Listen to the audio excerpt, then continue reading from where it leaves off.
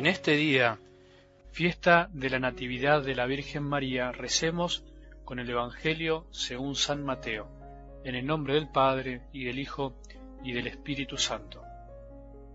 Genealogía de Jesucristo, hijo de David, hijo de Abraham. Abraham fue padre de Isaac, Isaac fue padre de Jacob, Jacob padre de Judá y de sus hermanos.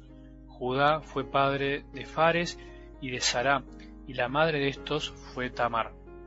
Fares fue padre de Esrón, Esrón padre de Aram, Aram padre de Aminadab, Aminadab padre de Naasón, Naasón padre de Salmón. Salmón fue padre de Boz, y la madre de este fue Rahab. Boz fue padre de Obed, y la madre de este fue Ruth. Obed fue padre de Jesé, Jesé padre del rey David. David fue padre de Salomón, y la madre de este fue la que había sido mujer de Urías.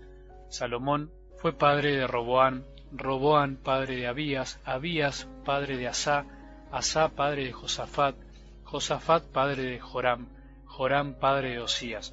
Osías fue padre de Joatam, Joatam padre de Acaz, Acaz padre de Ezequías, Ezequías padre de Manasés, Manasés fue padre de Amón, Amón padre de Josías, Josías padre de Jeconías y de sus hermanos durante el destierro de Babilonia. Después del destierro de Babilonia, Jeconías fue padre de Salatiel, Salatiel padre de Zorobabel, Zorobabel padre de Abiud, Abiud padre de Eliasim, Eliasim padre de Azor, Azor fue padre de Sadoc, Sadoc padre de Aquim, Aquim padre de Eliud, Eliud padre de Eleazar, Eleazar padre de Matán, Matán padre de Jacob, Jacob fue padre de José, el esposo de María, del cual nació Jesús, que es llamado Cristo. Este fue el origen de Jesucristo. María, su madre, estaba comprometida con José, y cuando todavía no habían vivido juntos, concibió un hijo por obra del Espíritu Santo. José, su esposo, que era un hombre justo y no quería denunciarla públicamente, resolvió abandonarla en secreto. Mientras pensaba en esto, el ángel del Señor se le apareció en sueños y le dijo: José, hijo de David, no temas recibir a María tu esposa, porque lo que ha sido engendrado en ella proviene del Espíritu Santo. Ella dará a luz un hijo a quien pondrás el nombre de Jesús, porque él salvará a su pueblo de todos sus pecados. Todo esto sucedió para que se cumpliera lo que el Señor había anunciado por el profeta: la Virgen concebirá y dará a luz un hijo a quien pondrán el nombre de Emmanuel, que traducido significa Dios con nosotros. Palabra del Señor.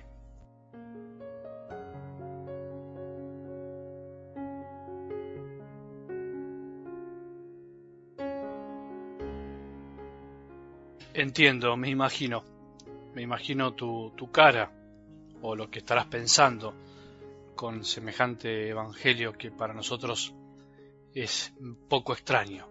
Tantos nombres, ¿para qué tantos nombres? ¿Qué sentido tiene escuchar este evangelio de hoy, en el cual la verdad que no entendemos mucho y además hasta se hace medio pesado, cansador? ¿Por qué la Iglesia quiere leer este evangelio en este día, día de la Natividad de nuestra Madre del Cielo? En esta fiesta de hoy existe también la opción de leer un evangelio más corto, en realidad la última parte del que acabo de leer, cortarlo un poquito, pero elegí leer el más completo porque pienso que aunque al principio no entendamos tanto, algo siempre nos va a dejar, si lo explicamos un poco. Me prometí al inicio de este camino de predicación a través de estos audios nunca dejar de leer el evangelio. Incluso me acuerdo que pensé en este evangelio, y no solo no dejar de leerlo porque me parece que la palabra de Dios tiene que brillar siempre, y cada uno tiene que tomar su Biblia y hacer su camino. Me acuerdo que también me dije, aunque sea el más difícil de explicar, el más aburrido, incluso que no dice nada para estos tiempos, también lo voy a leer, porque siempre la palabra de Dios nos puede decir algo, y además al mismo predicador esforzarse por entender y explicarlo también le ayuda. La palabra de Dios no está escrita en vano. Por alguna razón, Dios, en su espíritu y por medio de los escritores sagrados, quiso que quede este texto para siempre. Confío más en su palabra siempre que en mi comentario. Algo nos tiene que decir, algo del Evangelio siempre nos deja algo, valga la redundancia. No nos podemos rendir tan rápido. Y aunque me quede menos tiempo para comentar, haré lo posible para ayudarte a meditar. A veces freno un poco, a veces ponemos tanto énfasis en ciertas cosas que nos gustan, investigamos, ahondamos, pero con la palabra de Dios no hacemos siempre lo mismo. Imagínate que ante cada texto hagamos un esfuerzo grande por comprenderlo. ¿Cuánto bien nos haría? Bueno, entre tantas cosas que se pueden analizar de este texto, quiero dejarte simplemente dos detalles de esta llamada genealogía de Jesús, que acabamos de escuchar, que nos ayudarán a pensar de algún modo cómo piensa Dios, que es muy diferente a nosotros, por supuesto. Cómo pensó esta historia de salvación tan maravillosa que llega hasta nuestros días, hasta nuestro corazón. En esta larga lista de nombres aparecen, por un lado, dos varones provenientes, uno, fíjate, de un incesto y otro de un adulterio. Y por otro lado, 4 mujeres, algo extraño para esa época. Hoy estamos acostumbrados, pero no se las nombraba. Con historias incluso no muy lindas, no muy felices, no muy santas, también extranjeras, 3 de ellas, que para los hebreos era una gran infidelidad el matrimonio con extranjeros, porque se rompía ese mandato de Dios de que no se crucen o entremezclen con los paganos. Y lo que es peor, además 3 de ellas consideradas pecadoras, Tamar, Rahab y Betsabé. Y solo Ruth se distingue de algún modo por su pureza. Bueno, ¿qué quiere decir todo esto? No te aburras. Quiere decir que Jesús entró en la raza humana, en nuestra historia, tal y como es la raza humana, con todo lo bueno y lo malo. No con unos buenos y otros malos, con todo lo bueno y lo malo que hay en la humanidad y en nuestro corazón. En la historia de la salvación no se ocultan los pecados, fíjate ese detalle. No se ocultan los pecadores, se perdonan. Jesús puso una puerta de pureza total en el penúltimo escalón, digamos así. Su madre inmaculada.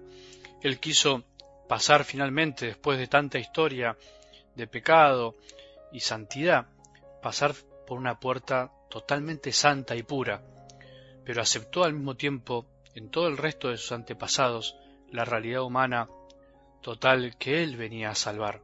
Dios, que escribe derecho, en líneas torcidas, entró también por caminos torcidos, por los caminos de la humanidad, no por otros. Cuesta creer a veces que nuestro buen Jesús se haya hecho hombre realmente y que no esquivó nada de lo que eso significa. La Virgen Santísima, en este día, el día de su natividad, su cumpleaños, digamos, es el último eslabón al que Jesús quiso unirse para purificar al género humano, y por eso tenía que ser pura, totalmente pura. Hoy recordamos el día que nació. Ella ya está en la eternidad, ya no vive en el tiempo. Recordamos que nació para ser la puerta purísima, como dice esa linda jaculatoria, que nos trajo el Salvador y viene a meterse en nuestra historia, no para ocultar nuestros pecados pasados, para meterlos abajo de la alfombra, para esconder las impurezas, esas cosas que queremos que nadie sepa de nuestra historia, sino todo lo contrario, para redimir esa impureza sin ocultarla, para sanar el pecado sin negarlo. Aprovechemos este día para dejar que nuestro Maestro se meta en nuestra vida de algún modo y purifique lo que tenga que purificar, lo que tenga que sanar. Todos los necesitamos.